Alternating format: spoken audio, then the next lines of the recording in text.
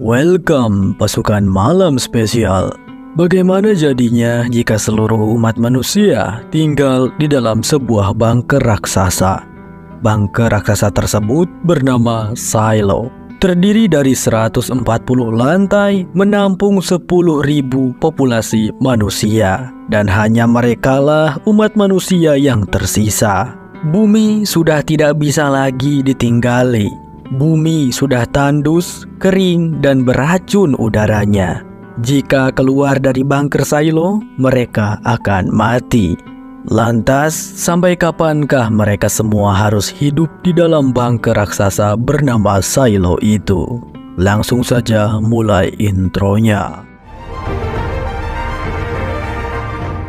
Ini adalah channel Malfest, menghadirkan alur cerita yang sangat the best, bisa menghibur dan menghilangkan stres. Yang belum subscribe ya subscribe dulu guys.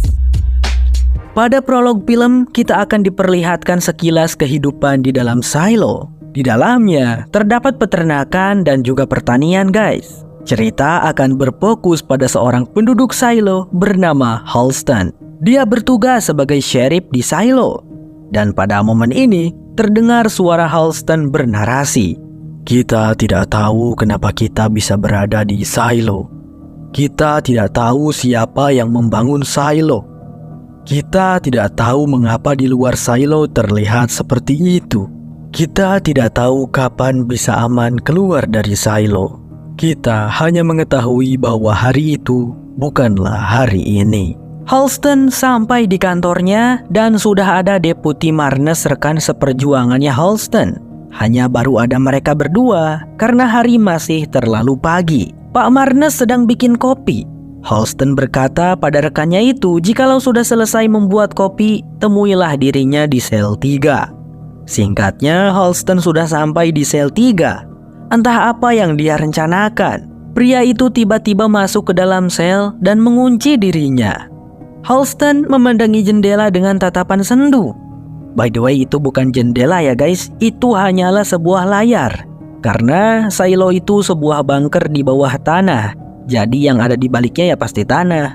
Di setiap lantai atau di setiap rumah penduduk pasti dipasangi layar tersebut yang menampilkan pemandangan di luar Silo. Pemandangan itu diambil dari sebuah kamera yang ada di pintu keluar bunker guys. Di luar sana terdapat satu mayat manusia yang berpakaian pelindung. Halston memandanginya dengan sedih.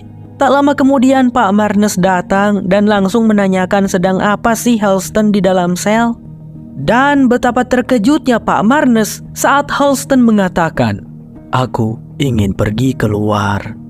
Scene lalu memperlihatkan kilas balik 3 tahun yang lalu. Halston dan Ellie istrinya tampak sedang berbahagia karena pengajuan reproduktif mereka disetujui. Hah? Maksudnya gimana tuh pengajuan reproduktif? Jadi setiap penduduk yang ada di Silo, mereka diberikan semacam kontrasepsi gitu, supaya mereka tidak bisa mempunyai anak. Tentunya di tempat seperti ini, pemerintah harus mengendalikan populasi agar tidak terlalu banyak. Tapi setiap penduduk berhak mengajukan pengajuan reproduktif. Jika disetujui, maka kontrasepsi mereka akan dilepas. Dan diberikan kesempatan untuk hamil dalam 365 hari atau 1 tahun. Kalau misalnya udah 1 tahun nggak hamil-hamil, kontrasepsinya bakalan dipasang kembali. By the way, ini adalah pengajuan Halston dan Ellie yang ketiga kalinya. Pengajuan pertama dan kedua, Ellie-nya gagal hamil. Semoga saja di pengajuan ketiga ini Ellie bisa hamil, karena Ellie sendiri sudah berumur 38 tahun. Enggak setiap tahun pengajuan reproduktif mereka akan disetujui. Jadi intinya ini kesempatan terakhir mereka untuk mendapatkan momongan. Saat keduanya sedang sarapan, mereka dihampiri oleh seorang wanita tua bernama Gloria yang memberikan tawaran kepada Ellie untuk mengikuti bimbingan kesuburan dengannya. Jika Ellie minat, Gloria memintanya untuk datang ke kediamannya. Setelah Gloria pergi, Halston mewanti-wanti istrinya untuk jangan mendengarkan wanita tua itu. Gloria hanyalah seorang penipu yang seringkali menjanjikan kehamilan pada orang-orang, ujarnya Halston. Singkat cerita, Halston pun menemani Ellie ke klinik. Seorang dokter bernama Dr. Leonard bertugas untuk melepaskan alat kontrasepsi yang ditanam di dalam perutnya Ellie. Ditanamnya cukup dalam di perut, jadi gak akan bisa dilepas sendiri di rumah tanpa bantuan dokter. Proses pembedahannya ditutupi pakai tirai biar pasiennya enggak merasa ngeri. Dan selesai, si dokter memperlihatkan alat kontrasepsi tersebut kepada Ellie dan Halston. Bentuknya kayak kapsul ya guys ya. Jadi ya begitu, setiap wanita yang ada di silo mereka ditanami alat kontrasepsi itu di perutnya. Dan kalau dapat izin reproduktif baru deh dilepas. We make sure the capsule's implanted quite deep. Well, even though you're numb, it's still gonna feel weird. And there it is. You are now free to make a baby. Setelah dari sana, mereka pun pulang ke rumah untuk langsung melakukan ritual pembuatan bayi. Gak apa-apa, halal kan mereka suami istri. Waktu tersisa 364 hari lagi. Dan waktu terus berputar hingga tersisa 342 hari. Diceritakan Ellie bekerja di kantor IT silo. Pokoknya yang menangani segala urusan komputer, server, dan jaringan di dalam silo. Atasannya Ellie di kantor tersebut bernama Bernard.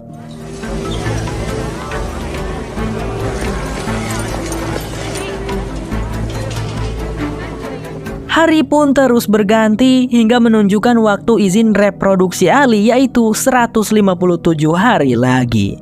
Pada hari itu, Ellie lagi-lagi menstruasi yang artinya dia belum kunjung hamil. Ellie dan Halston keduanya sama-sama kecewa karena mereka berdua sangat menginginkan bayi. Waktu berlalu dengan cepat. Halston terlihat sedang bersama dengan Pak Marnes dan juga Bu Ruti selaku wali kota di silo. Ya, dialah pemimpin di tempat ini. Tapi meskipun seorang wali kota, Bu Ruti bukanlah yang paling berkuasa ya. Ada lagi yang lebih berkuasa yang memegang hukum di tempat itu. Mereka sering disebut yudisial. Oh iya, by the way, tak lama lagi hari kemerdekaan Silo akan tiba. Loh, kemerdekaan? Kemerdekaan apa nih? Jadi dahulu kala sekitar 140 tahun yang lalu, di tempat ini terjadi kerusuhan dan kekacauan yang diakibatkan oleh sebagian penduduk yang memberontak. Mereka disebut pemberontak. Pemberontak bertujuan ingin membuka pintu silo agar semua orang yang berada di silo bisa melihat dunia di luar. Mereka tidak percaya kalau di luar itu berbahaya. Tentu saja tindakan pemberontak ini dihentikan karena jika pintu silo dibuka maka semua orang yang di dalamnya bisa mati. Namun meskipun pemberontakan berhasil dihentikan, tapi mereka berhasil menghapus sejarah. Semua buku mereka bakar. Semua file dan berkas dihancurkan oleh pemberontak. Sehingga orang-orang yang ada di masa kini tidak pernah tahu apa yang terjadi sebelum pemberontakan. Tidak pernah mengetahui sejarah silo bagaimana dan seperti apa. Begitulah ceritanya.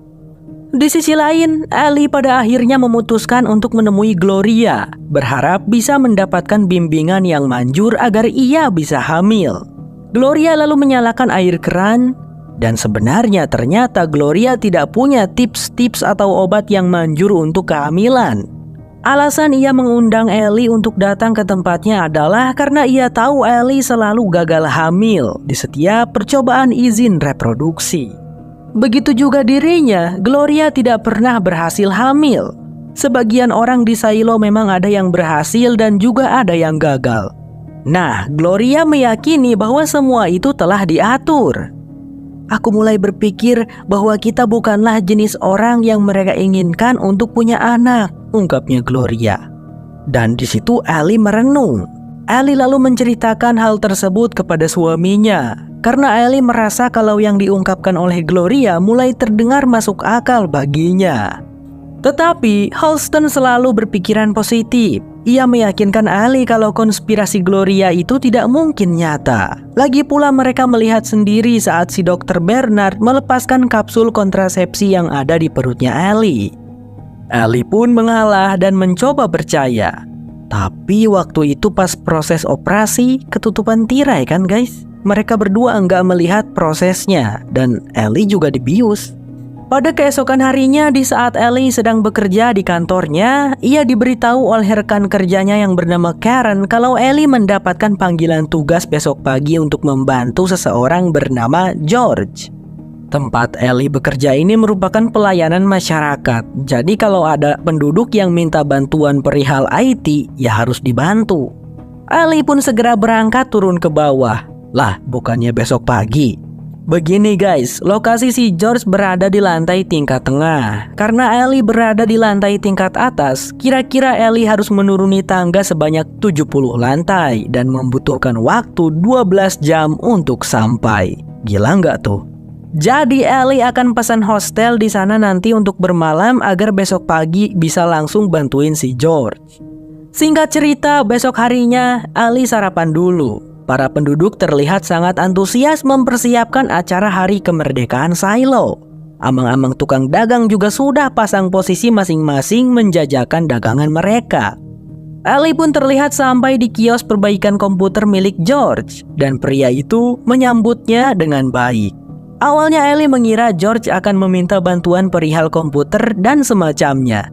Ternyata George menunjukkan sesuatu yang sangat terlarang, yaitu sebuah harddisk peninggalan zaman dulu.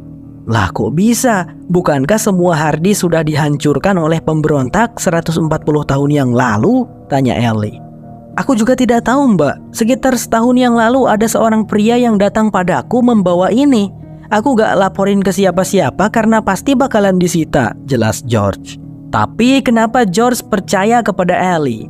Itu karena George sering membaca artikel-artikel yang Ellie buat, sehingga George bisa mengetahui kalau Ellie adalah orang yang berpikiran terbuka. Dan George juga membutuhkan bantuan Ellie untuk membuka harddisk tersebut. George yang kurang pengalaman kesulitan mengakses isi dari harddisknya. Ellie lalu setuju untuk membantu George mengungkap isi dari harddisk peninggalan itu. Sementara itu di saat yang sama, Halston dan Pak Marnes terlihat sedang mengawal Bu Uruti, sang wali kota. Bu Uruti akan menyampaikan pidato kepada seluruh masyarakat Silo. Dia berdiri di podium lantai tingkat teratas, yaitu lantai 140, dan disaksikan oleh seluruh masyarakat yang berjejer di mana-mana sampai ke lantai bawah. 140 years ago, we are gathered on the anniversary and burned all the books in. They shredded our files. The founders. But they didn't succeed. There's one day stopped. Our heroic force should be celebrated with horns.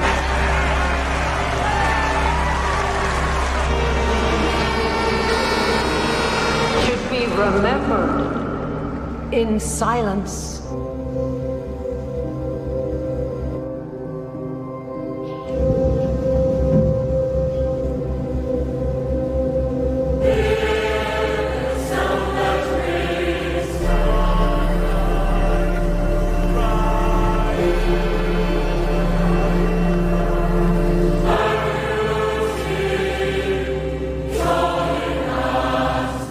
Di sisi lain, Ellie ternyata berhasil mengakses isi dari harddisk kuno. Lalu di dalamnya mereka melihat ada banyak video tentang bunker Silo ini. Tapi baru aja dibuka satu, Ellie langsung saja enggak mau melihatnya. Karena ya berbahaya. Kalau sampai ketahuan mereka melihat beginian, mereka bisa dikirim untuk membersihkan. Ellie tidak akan melaporkan ini, tapi ia meminta George untuk menguburkan benda terlarang tersebut. Seperginya Ellie dari sana, George tetap melanjutkan melihat video-video Silo. Dan pria itu tampaknya tercengang-cengang. Pada keesokan harinya saat sedang bekerja di kantor, Ellie berkata kepada Karen kalau dirinya merasa tidak enak badan dan izin pulang. Tapi ternyata Ellie tidak pulang ke rumah, dia malah mengunjungi Gloria di kediamannya. Tanpa basa-basi, dia langsung nanya, "Kenapa mereka tidak mau aku punya anak?" Sin langsung menunjukkan Ellie yang sudah berada di rumah dan berkata kepada Halston kalau dia ingin mengambil cuti besok. Ellie katanya ingin jalan-jalan di pasar untuk sekedar refreshing dan mengalihkan pikirannya. Pada keesokan harinya, ternyata Ellie tidak benar-benar pergi ke pasar. Wanita itu kembali mengunjungi kios perbaikan komputer George. Karena Ellie ingin melihat semua video yang ada di harddisk kuno. Singkatnya, Ellie hampir sudah melihat semuanya. Ia merasa otaknya gosong melihat itu semua. Tapi ada satu video yang belum mereka tonton, yaitu video pembersihan. Apalah itu, kayaknya nggak penting kalau cuma video tentang pembersihan, kata George. Namun Ellie ingin melihatnya. Dan saat mereka berdua melihatnya, keduanya benar-benar dibuat tercengang. Sebenarnya apa yang mereka lihat di video tersebut, guys? Dalam perjalanannya pulang menaiki tangga menuju lantai atas, Ellie tampak terus kepikiran dengan apa yang ia lihat tadi. Sampai-sampai ia gak sengaja tabrakan sama kurir yang lagi bekerja nganter paket. Wanita itu sampai di rumah pada tengah malam. Halston masih belum tidur karena menunggunya. Halston merasa agak heran. Katanya ke pasar tapi nggak membeli apa-apa dan pulangnya kok selarut ini. Tapi di sana Ellie bisa memberikan penjelasan yang membuat Halston mengerti. Singkat cerita, waktu berlalu dengan cepat. Waktu izin reproduksi Ellie hanya tersisa 0 hari 7 jam lagi. Namun Ellie masih belum bisa hamil. Yang artinya besok ia harus kembali dipasangkan kapsul kontrasepsi dan harapan mereka untuk punya bayi hilanglah sudah.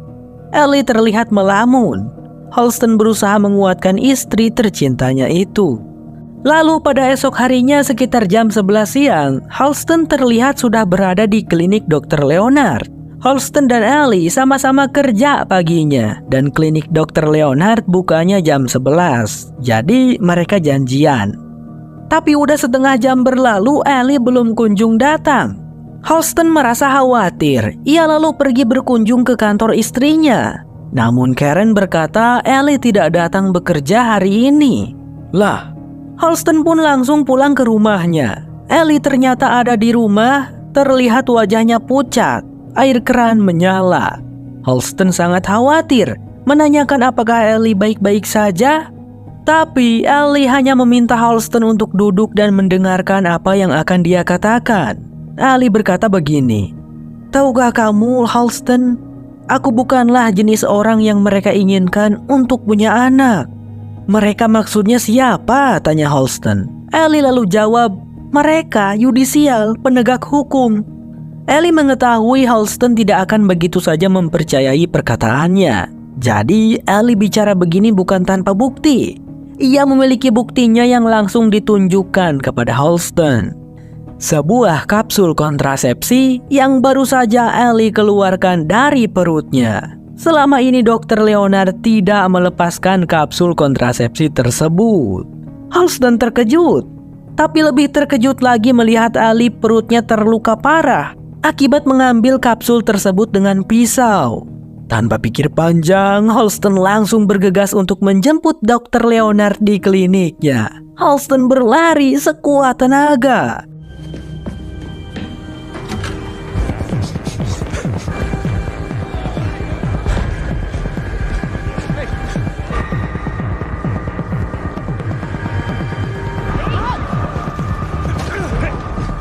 Setibanya di klinik, Dr. Leonard langsung dibawa. Tapi di perjalanan ada Pak Marnes yang menghentikan. Dia memberitahukan kalau Ellie saat ini berada di kantin dan kelihatannya tidak baik-baik saja.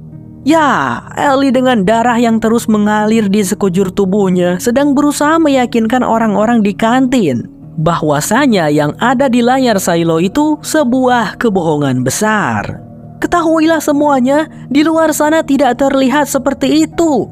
Di luar sana hijau, pohon-pohonnya asri, langitnya biru, jelas Ellie. Tapi orang-orang hanya menatap Ellie dengan heran dan khawatir. Mungkin mereka pikir Ellie mengalami stres dan gangguan mental. Tak lama kemudian, Halston, Pak Marnes, dan Dr. Leonard datang.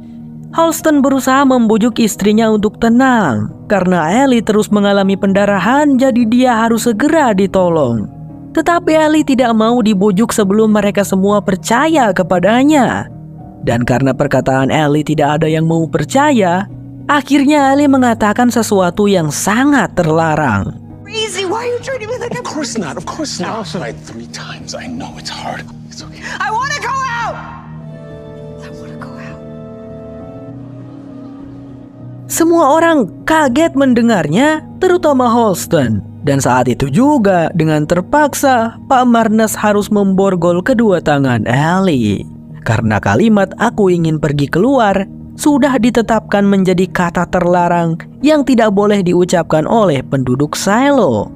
Jika ada seseorang yang mengatakannya, maka dia akan langsung ditahan untuk dikabulkan keinginannya. Tapi keinginannya itu tidak bisa dicabut. Intinya, Ellie akan mendapatkan hukuman untuk melakukan pembersihan di luar sana. Beberapa saat kemudian, Bu Ruti berbicara dengan Holston dan Pak Marnes. Bu Ruti yang sudah menganggap Holston dan Pak Marnes bestie tentu saja ikut merasa terpukul mendengar kalau istrinya Holston akan dihukum pembersihan. Mungkin kita bisa bilang kepada yudisial dan para penduduk kalau Ellie hanya mengalami stres dan salah bicara, ujar Bu Ruti mencoba memberikan solusi. Tapi itu bukanlah solusi yang tepat. Karena Ellie tentunya akan terus mengatakan dia ingin pergi keluar. Keputusannya Ellie sudah bulat. Dia memang benar-benar ingin pergi keluar. Bisa kita lihat saat ini kostum pelindung yang akan Ellie pakai sedang disiapkan oleh para petugas. Holston menemui Ellie yang saat ini masih ditahan di sel. Ellie berusaha meyakinkan suaminya itu bahwa dirinya tidaklah gila. Ellie sungguh-sungguh dengan apa yang dia katakan tentang keadaan di luar. Holston tidak menanggapinya, ia hanya berkata kalau dirinya sudah mengembalikan kapsul itu kepada Dr. Leonard. Saat Holston akan menjelaskan apa yang dikatakan Dr. Leonard, Ellie langsung memotong. "Aku tahu. Dia pasti beralasan kapsul itu untuk mencegah infeksi dan semacamnya kan? Itu hanyalah bualan," kata Ellie. Holston terdiam. Ellie lalu menggenggam tangannya Holston dan berkata kalau ia ingin mengatakan sesuatu yang sangat penting. Pertama, Ellie sangat mencintai Holston. Kedua, Ellie ingin Holston sadar bahwa selama ini mereka telah dibohongi oleh pemerintah di atas. Pokoknya, Ellie sudah mengetahui semua kebenarannya. "Lantas kenapa kau tidak memberitahuku, Ellie, dan tidak memberitahu wali kota? Kau melakukan semuanya sendiri, hingga sekarang kau akan dihukum mati," ucap Holston dengan marah bercampur sedih. Tapi Ellie menenangkannya. Dia tidak akan mati di luar sana, itulah hal terpentingnya. Ellie menjelaskan kalau pemerintah atas mampu mengubah yang mereka lihat di layar. Mereka pasti mengubahnya dengan komputer. Mereka melakukan itu untuk menahan kita tetap di sini, Holston. Aku tidak tahu kenapa mereka ingin semua orang tetap di bunker silo. Maka dari itu aku akan mencari tahu dan juga membuktikan padamu dan semua orang bahwa dunia di luar sana aman, jelasnya Ellie. Karena setelah berada di luar, dia tidak akan bisa berkomunikasi dengan Holston. Ellie akan memberikan petunjuk. Begini kata Ellie. "Holston, setelah aku berada di luar nanti, jika aku salah dan keadaan di luar memang seperti itu, aku tidak akan membersihkan kamera. Aku akan melambai padamu dan pergi, sebab aku membuat kesalahan terbesarku. Tapi jika aku benar, jika memang benar di luar memanglah hijau dan indah, aku akan langsung membersihkan kamera. Lalu aku akan pergi ke bukit mencari tahu apa yang terjadi. Setelah itu aku akan kembali menjemputmu," ucap Ellie panjang lebar. Singkat cerita, besoknya hari penghukuman Ellie pun dilaksanakan. Ellie segera dipersiapkan memakai kostum pelindung. Disaksikan Bu Ruti, Pak Marnes, dan juga Holston. Di sana Holston dengan terpaksa membacakan kata-kata sakral dan juga vonis untuk Ellie, istrinya tercinta. Sambil menahan tangis, Holston mulai membacanya. "Kita tidak tahu kenapa kita bisa berada di silo. Kita tidak tahu siapa yang membangun silo. Kita tidak tahu mengapa di luar silo terlihat seperti itu. Kita tidak tahu kapan bisa aman keluar dari silo. Kita hanya mengetahui bahwa hari itu bukanlah hari ini. Allison, atas nama warga silo, semoga kau akan membersihkan agar kami bisa melihat lebih baik dunia di luar tempat perlindungan silo. dan maka agar diingatkan bahwa di sini aman dan di luar sana tidak. Halston menangis setelah membacakan itu, begitupun Ellie. Have you any last words? I love you.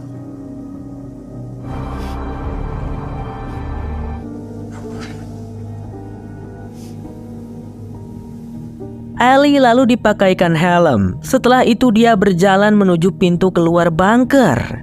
Dengan penuh kesedihan dan keterpaksaan, Halston membukakan pintu ruangan kedap udara yang mengarah ke pintu keluar. Setelah itu, Ellie terlihat berjalan menaiki tangga untuk pergi keluar. Semua yang ada di sana pun beranjak untuk melihat layar.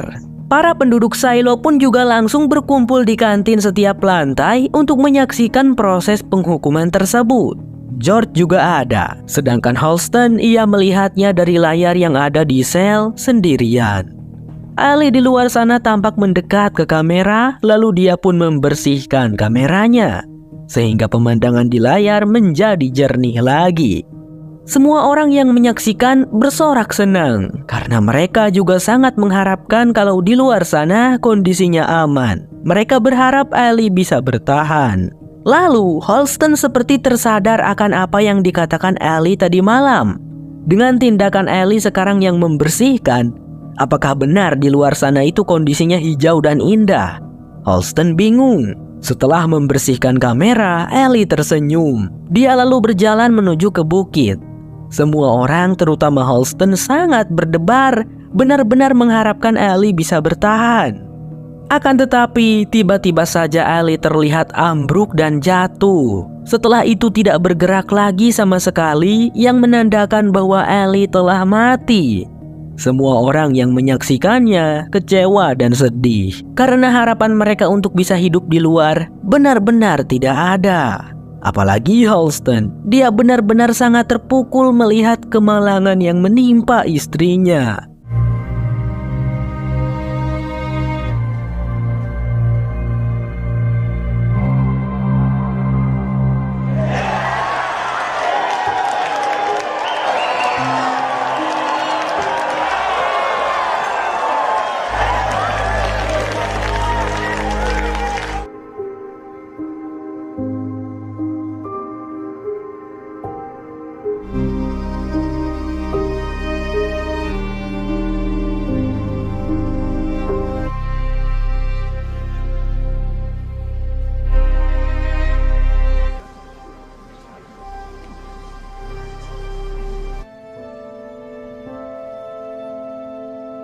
Singkat waktu, 2 tahun telah berlalu. Halston terus menjalani hari-harinya dengan penuh kehampaan.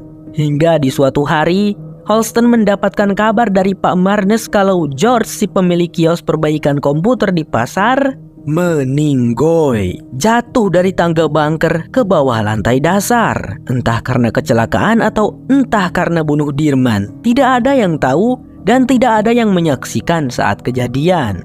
Namun Pak Marnes mengatakan ada seorang engineer di lantai bawah yang meyakini bahwa itu adalah pembunuhan. Pergilah Halston bersama Pak Marnes ke lantai paling bawah untuk melihat jasadnya George. Di sana ada petugas bernama Hank yang menemani. Hank ini ditugaskan di lantai bawah untuk menjaga ketertiban di sana. Jadi di setiap lantai ada petugas keamanannya, guys. Lalu siapakah engineer ini? Dia adalah seseorang yang menjaga semua penduduk di silo tetap hidup, ujarnya Hank. Dibawalah Halston dan Pak Marnes bertemu dengan engineer itu yang ternyata seorang wanita. Namanya adalah Juliet. Dia sedang memperbaiki generator silo. Ya, inilah bentukan dari generator listrik silo, sumber listriknya seluruh penduduk silo. Ditenagai uap panas yang berasal dari bawah bunker, tapi entah dari mana sumbernya tidak ada yang tahu. Dan 3 tahun kemudian di masa sekarang, Halston berkata kepada Pak Marnes bahwa dirinya sekarang percaya kepada Ellie mendiang istrinya. Dan Halston akan melihat kebenaran itu sendiri. Jadi dia akan pergi keluar dari bunker silo. Silo bersambung, berlanjut ke episode 2. Inilah Silo episode 2. Hari ini penghukuman untuk Halston dilaksanakan. Dia sudah dipakaikan dengan pakaian pelindung beserta helmnya juga untuk dia bernapas. Bu Ruti dan Pak Marnes menggiring Halston dengan perasaan sedih. Pria itu berjalan masuk ke ruangan kedap udara. Lalu setelah itu berjalan menaiki tangga hingga sampai di pintu keluar bunker.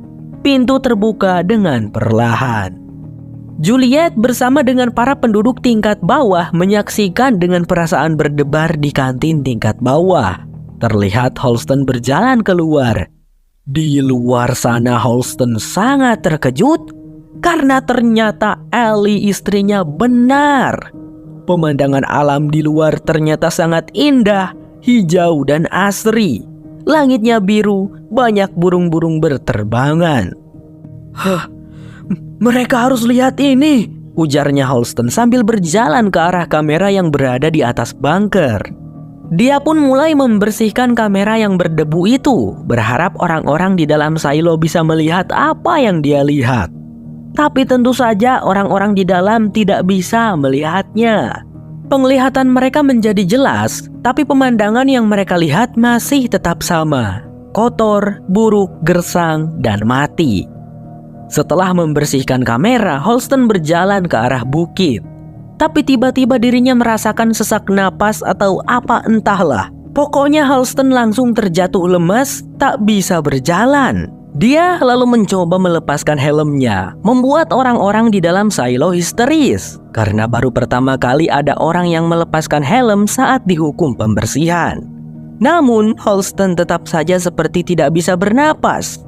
Dan tidak butuh waktu lama, Halston pun terkapar tak berdaya di dekat mayat istrinya. Orang-orang di dalam silo lagi-lagi harus menelan kekecewaan.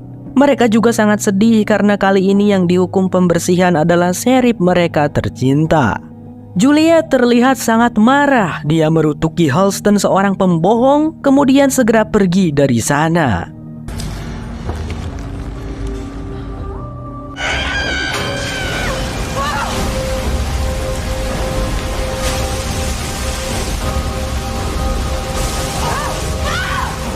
Saat ini, Pak Marnes sedang berada di kantornya, tengah membaca surat yang ditinggalkan Halston untuknya. Di surat tersebut, Halston berpesan agar jabatannya sebagai sheriff digantikan oleh Juliet. Ya, Juliet si engineer yang ada di lantai bawah. Beberapa saat kemudian, ia bertemu dengan Bu Ruti yang tampak kebingungan. Marnes, apa Halston tidak berpesan sesuatu kepadamu tentang siapa orang yang berhak menggantikan posisinya? Karena jika tidak, maka yudisial akan memilih orang mereka untuk menggantikan posisi Halston sebagai sheriff, ucapnya Bu Ruti. Sepertinya Bu Ruti tidak terlalu suka dengan orang-orang yudisial. Tapi di situ Pak Marnes tidak menceritakan tentang pesan surat dari Halston. Karena belum adanya sheriff baru yang menggantikan Halston, beberapa warga juga menjadi tidak segan untuk berbuat keributan. Seperti sekarang di tempat daur ulang ada 2 orang warga yang berebut palu. Petugas di sana mencoba menghentikan, tapi 2 warga itu tidak takut. Hingga tiba orang-orang yudisial di sana. Akhirnya 2 warga itu mau berhenti. Mereka takut kepada yudisial. Juliet menemui seorang wanita tua bernama Bu Marta. Dia sudah seperti ibu kandung bagi Juliet. Di situ Bu Marta sadar kalau Juliet sedang tidak baik-baik saja perasaannya, jadi ia pun membujuk Juliet untuk bercerita. Akhirnya Juliet menceritakan semuanya. Pada hari sebelum George meninggal, George sempat menemui Juliet di kantin tingkat bawah. Ternyata George ini merupakan kekasihnya Juliet. Pada momen itu George berkata kalau ia telah menemukan sesuatu yang sangat besar dan ia ingin berbicara dengan Juliet malam nanti sepulang Juliet bekerja. Singkat cerita, Juliet terlihat baru pulang dari bekerja pada tengah malam. Sesampainya di rumah, dia menemukan sebuah kantong yang berisikan sebuah benda yang Bang Sam tidak tahu apa itu. Kita sebut saja stik bebek. Lalu ada sebuah surat yang bertuliskan, "Juliet, ingatkah di mana terakhir kali kau melihat benda ini? Akhirnya aku menemukan yang kucari," tulis George. Juliet tidak mengerti apa maksudnya. Hingga pada esok harinya Juliet mendapat kabar tentang meninggalnya George. Wanita itu benar-benar sangat terpukul. Dia lalu menemui Hank untuk meminta bantuannya agar menyelidiki kasus ini. Karena Juliet sangat yakin bahwa George tidak mungkin melakukan bunuh Dirman. Ia yakin George telah dibunuh. Hank lalu berkata akan menyampaikannya kepada petugas tingkat atas. Hank juga sangat sedih atas meninggalnya George.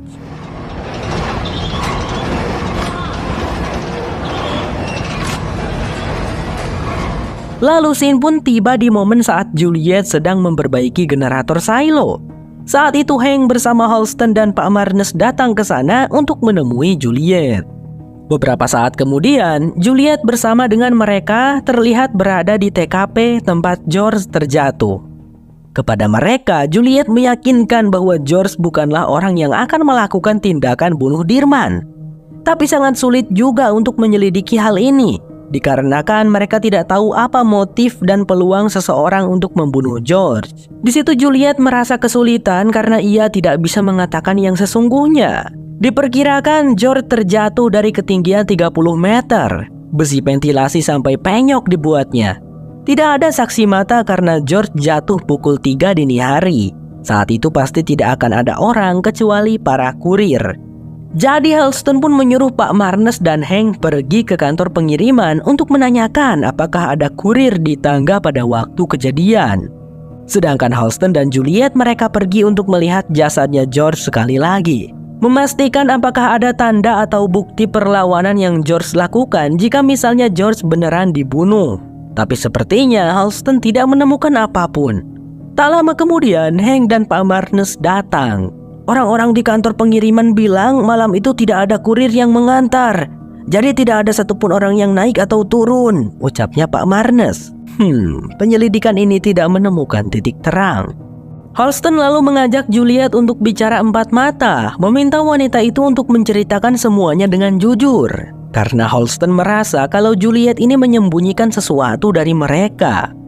Jika kau ingin penyelidikan ini diteruskan, maka kau harus menceritakan semuanya padaku Juliet, pintanya Halston.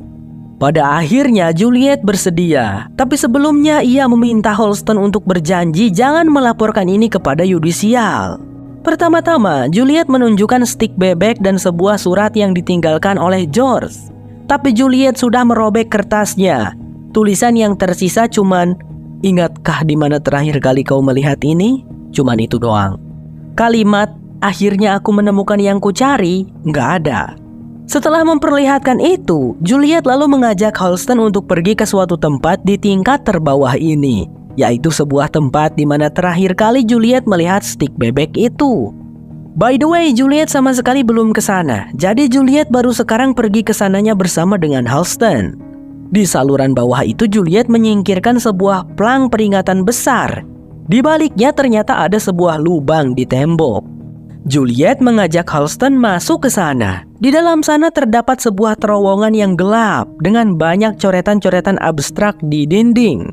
Juliet berteori kalau coretan-coretan itu sudah ada sejak 140 tahun lalu, bahkan sebelum masa pemberontakan. Di terowongan tersebut terdapat lagi sebuah lubang yang mengarah ke bawah. Ada tangga di sana yang mereka berdua gunakan untuk turun ke bawah sana.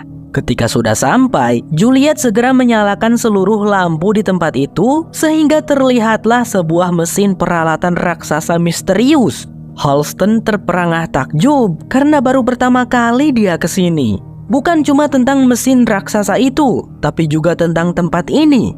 Coba lihatlah, sebuah lubang yang sangat luas dan besar berada di bawah bunker silo. Only these ones are left.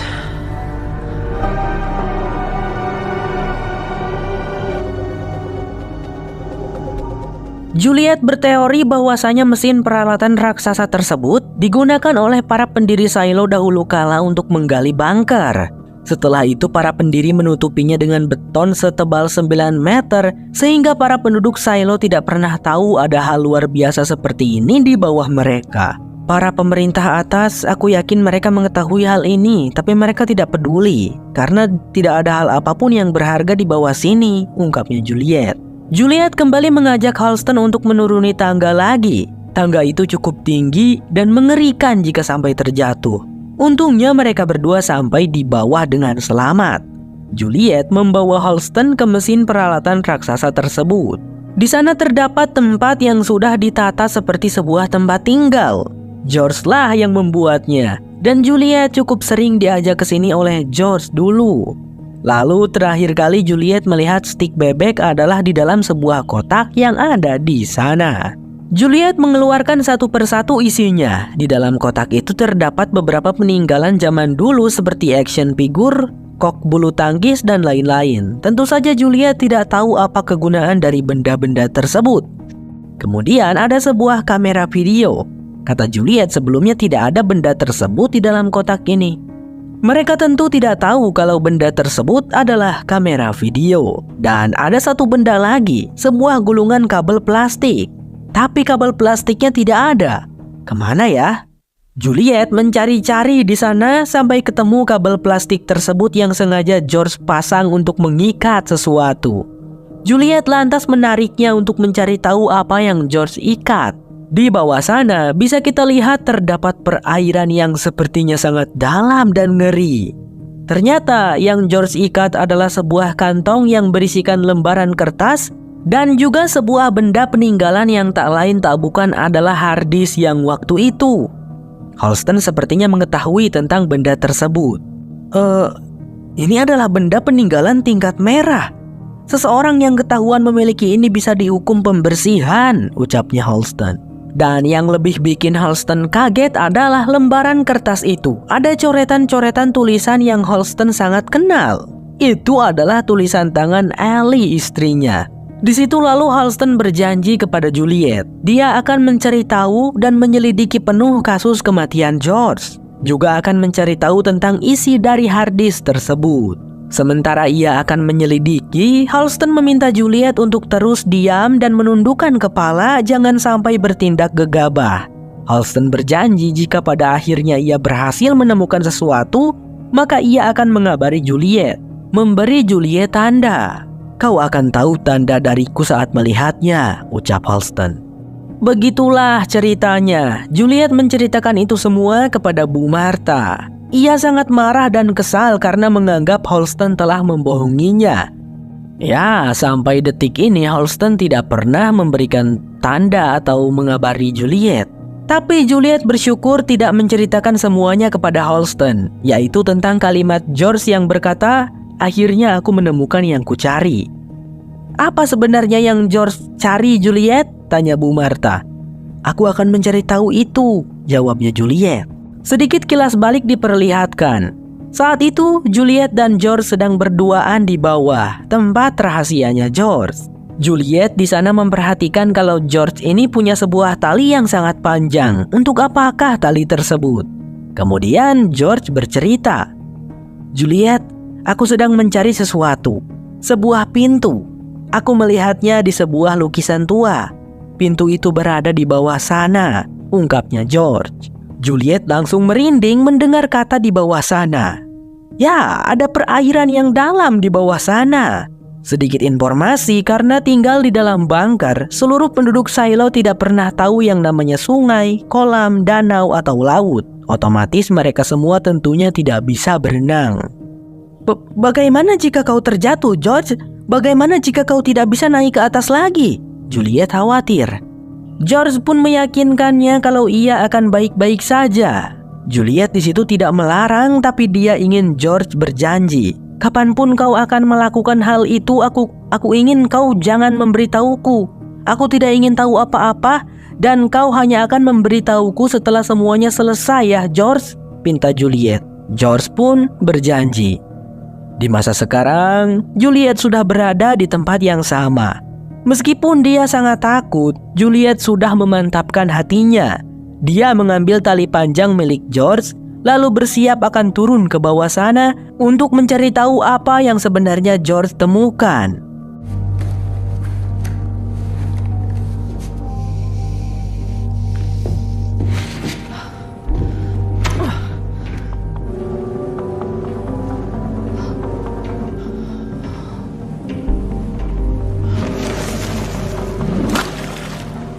Di saat yang sama, Bu Ruti masih galau kebingungan memikirkan siapa calon pengganti Holston sebagai sheriff.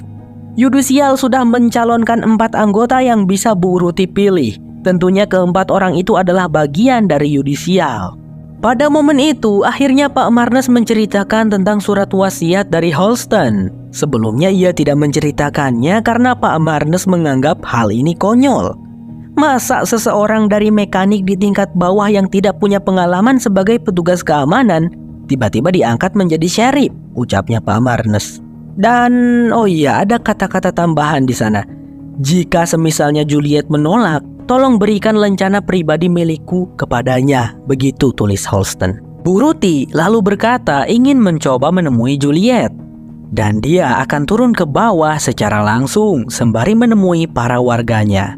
Sesekali Bu Ruti ingin belusukan begitu. Ya, meskipun jarak ke lantai tingkat terbawah itu sangat jauh, harus menuruni tangga sebanyak 144 lantai. Kurang lebih butuh waktu sehari. Wow. Kembali pada Juliet yang tengah berusaha mencoba turun ke bawah perairan.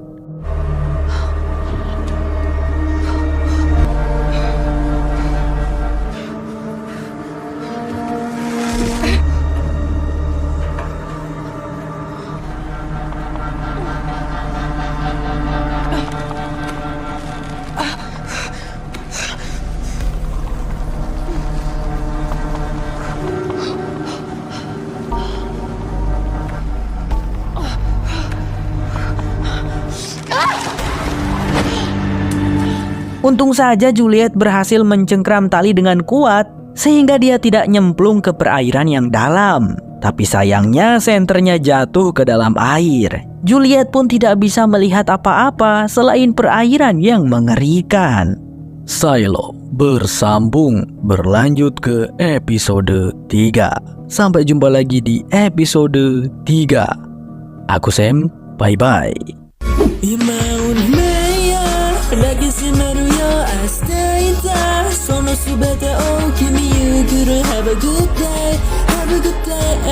Have a good day.